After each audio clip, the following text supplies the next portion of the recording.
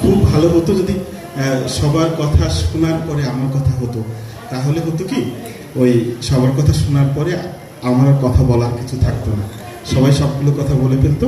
কিন্তু ইচ্ছা থাকলেও সেটি সম্ভব নয়, প্রচণ্ড ব্যস্ততার মধ্য দিয়ে আসা। গাইবান্ধায় থাকবো না বলেছিলাম, বারবার নক করেছিলাম, তারপর বলেছি গাইবান্ধা থাকার আমার কোনো সম্ভাবনা নেই, যেহেতু আমি আছি থাকতে হচ্ছে আজকে।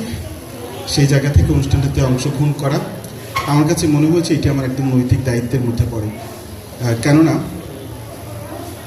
লোকসংস্কৃতির পূর্ণভূমি কিন্তু গাইবান্ধা। আমরা গাইবান্ধায় যেটা দেখি, অনেকগুলো সংগঠন কাজ করছে, অনেক ব্যক্তি কাজ করছে, সরকারি বেসরকারি নানা রকমের সহযোগিতা আছে, নানা পৃষ্ঠপোষকতায় বিভিন্ন আয়োজন হচ্ছে। কিন্তু এটা অত্যন্ত নির্মম সত্য, যেটি আমাদের উর্বর ভূমি, অর্থাৎ যে সংস্কৃতির উর্বর ভূমি এই জেলা, সেটিতেই পৃষ্ঠপোষকতা থেমে আছে। আমি গাইবান্ধা জেলায় লোকসংস্কৃতির একদম শুধু লোকসংস্কৃতির আয়োজন চোখে দেখি না, বা আমারও আয়োজন করা হয় না, বা আমাদের আয়োজন করা হয় না। সেই জায়গা থেকে সেই দায়টা যখন লোকসঙ্গীত অঙ্গন নিয়েছে, সেই দায়ে সমর্থন দেয়া বা তার পাশে থাকা, তার প্রতি ভালোবাসা জানানো, এটা আমাদের সকলের নৈতিক দায়িত্ব বলে আমি মনে করি। আমি ঢুকছিলাম, মঞ্চে হচ্ছিল গাড়ি চলে না চলে না। আমি জানি না এটা বোধহয় জীবন গাড়ি বা মানব গাড়ির কথা বলা হচ্ছে, তাই না? আচ্ছা, মানব গাড়িও এখন ভালো চলছে, সেই সাথে আজকে আমরা এটাও বুঝলাম যে সংস্কৃতির গাড়িও ভালো চলছে। চলুক না,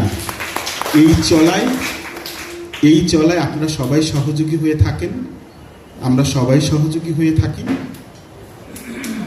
এক, তারপর তো দুই, তারপর তো তিন, অর্থাৎ এক হলেই 100 হয়।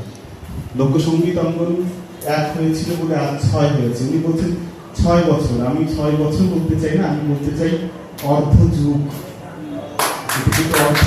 পালন করেছে। যদি লোকসঙ্গীত অঙ্গন যুগ যুগ ধরে বাঁচে, বা আমরা প্রত্যাশা করি লোকসঙ্গীত অঙ্গন যুগ যুগ ধরে বাঁচুক, সেই যুগ যুগ ধরে বাঁচার প্রত্যাশার অর্ধ যুগের অনুষ্ঠানে আমরা সবাই উপস্থিত আছি, আমি উপস্থিত আছি। এইটা আমার অন্য রকমের ভালো লাগা। অন্তরীণ কৃতজ্ঞতা সবার প্রতি। আমার বিশ্বাস সবাই আসবে। সুজনকে দেখছি, আরো অনেক মানুষকে নাম দেখছি। সবার কথা শুনতে পারলে বা সবার সাথে থাকতে পারলে আমার খুবই ভালো লাগতো। এখানে না থাকলেও ওই যে দেখছি লাইভ হচ্ছে, আমি দেখে নেব, আমি সবার কথা শুনে নেব। এবং শুধু শেষ পর্যন্ত এইটুকু বলতে চাই, আমাদের সংস্কৃতিকে বাঁচিয়ে রাখতে হলে, আমাদের নিজেদের ঐতিহ্যকে বাঁচিয়ে রাখতে হবে, নিজেদের পরিচয়কে বাঁচিয়ে রাখতে হবে। লোকসংস্কৃতির পৃষ্ঠপোষকতার কোনো বিকল্প নেই। আবারও বলছি, লোকসংস্কৃতিকে পৃষ্ঠপোষকতা করার কোনো বিকল্প নেই। হোক না, এই যে হল রুমটায় কতজন ঢালুন তো কতজন ঢালুন? 150 কে বলছে 150? আমি ভাবছি এই মুহূর্তে 1500 মানুষ আমাদের কথা শুনছে, গান শুনছে। কারণ এটা 4টা ক্যামেরা, একটা ক্যামেরাতে 100 জন যোগে থাকে, আমি কতগুলো মানুষ যুক্ত হয়েছে। তার মানে 100 দিয়ে আমরা সীমাবদ্ধ নেই। আয়োজনটা বাড়ুক, সংখ্যাটা বাড়ুক, সংখ্যা বাড়লে তারপর আস্তে আস্তে কোয়ালিটি বাড়বে, পৃষ্ঠপোষকতা বাড়বে। ধীরে ধীরে আমরা সেই স্বপ্নের জায়গাটা যাবো। আমি আর কথা বলতে চাই না। আপনারা যারা সবাই এসেছেন, সবার প্রতি আমার পক্ষ থেকে আন্তরিক কৃতজ্ঞতা। এই অনুষ্ঠানের সফলতা কামনা করছি।